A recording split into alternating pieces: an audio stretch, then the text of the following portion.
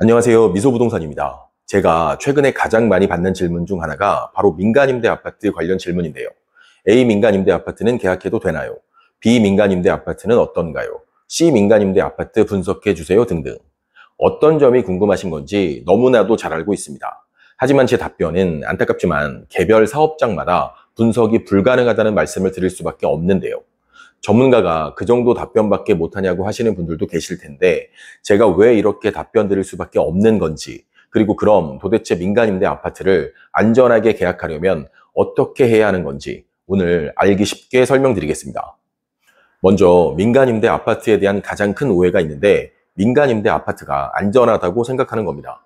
명확하게 말씀드리겠습니다. 현재 진행 중인 전국의 그 어떤 민간임대 아파트도 안전하지 않습니다. 하지만 거의 모든 민간임대 아파트 홍보관에서 마치 정부에서 보증하는 사업인 것처럼, 그리고 보증금은 100% 안전하다고 설명하고 있으니 계약자분들은 속을 수밖에 없는 건데요.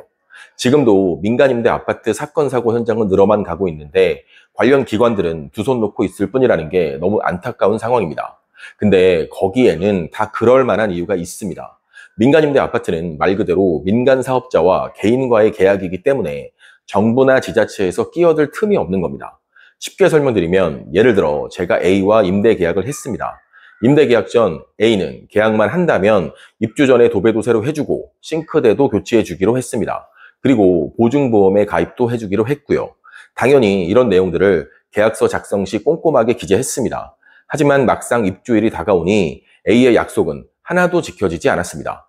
이때 정부나 지자체가 나서서 이 상황을 해결해 줄까요? 당연히 아니겠죠. 민간 임대 아파트도 똑같다는 얘기입니다. 그리고 이름만 대면 알만한 시공사가 참여하기 때문에 안전한 것처럼 홍보하기도 하는데, 대부분의 사업장은 민간 사업자와 시공사는 별개이기 때문에 시공사의 간판을 믿고 계약하는 것도 아무 의미가 없습니다.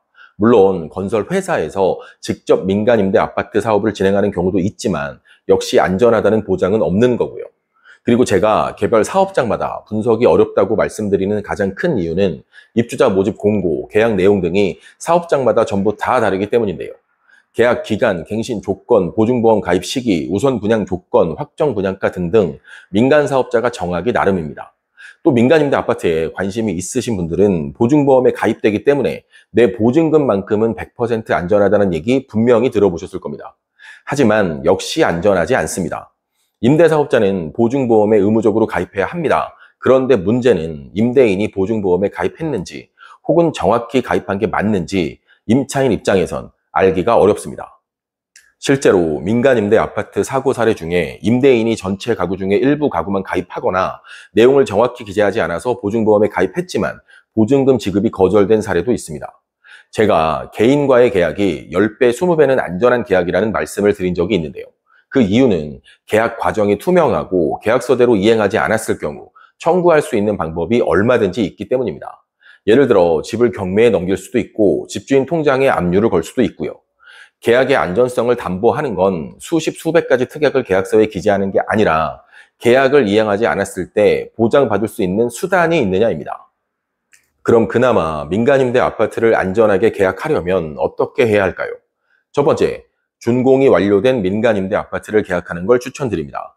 준공되기 전 민간임대 아파트는 계약금을 먼저 지불하고 입주 시 나머지 잔금을 지급하는 방식인데요. 민간 사업자의 재정 건전성을 알 수 없기 때문에 소규모 민간 사업자가 시행하는 경우 중간에 부도가 난 사업장이 의외로 많습니다. 두 번째, 첫 번째와 비슷한 이유인데요. 대형 건설사가 직접 시행하는 민간임대 아파트를 계약하는 걸 추천드립니다. 물론 100% 안전하다고 할 수는 없지만 그나마 성공 가능성이 높으니까요. 세 번째, 조합 방식의 민간임대 아파트는 무조건 계약하시면 안 됩니다. 복잡하게 설명드리지 않겠습니다. 지역주택조합과 같은 구조입니다. 무조건 가입하시면 안 됩니다. 네 번째, 입주 후 계약 해지가 수월한지 반드시 확인해야 합니다. 계약 기간 중에 이사를 나가야 하는 경우 다른 임차인을 구해야만 계약 해지가 가능한지, 2년마다 계약을 연장하는 조건인지 확인해야 합니다. 대부분 10년 동안 거주하다가 분양받는 목적으로 계약하지만 10년 후를 장담하는 건 섣부른 판단일 수 있습니다. 그리고 간혹 처음부터 10년의 계약 기간을 설정해서 이사를 나가려면 페널티를 크게 물어야 하는 현장도 있습니다. 마지막으로 다섯 번째, 이건 개인적으로 당부드리는 말씀인데요. 확정 분양가라는 말을 너무 신뢰하지 않으셨으면 합니다.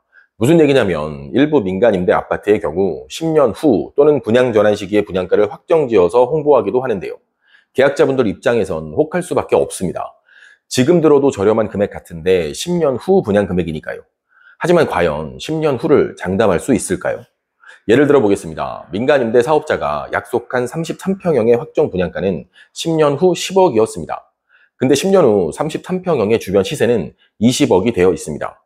민간 사업자는 여러분께 10억으로 분양 전환해 줄까요?